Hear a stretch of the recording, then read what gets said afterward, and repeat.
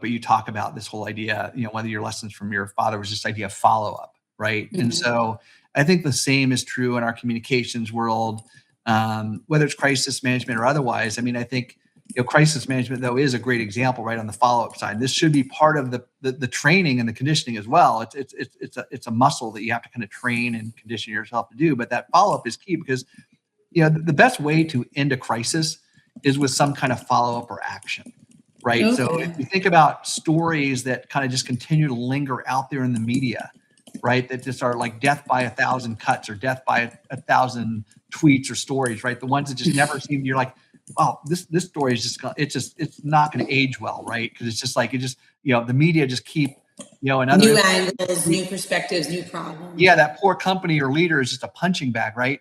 And Mhm. but it finally ends when there's some kind of action taken by that leader, that organization, that politician. And when they finally the light bulb goes off, finally, if we do this, and it's pretty magical. You see it all, the case studies are infinite, right?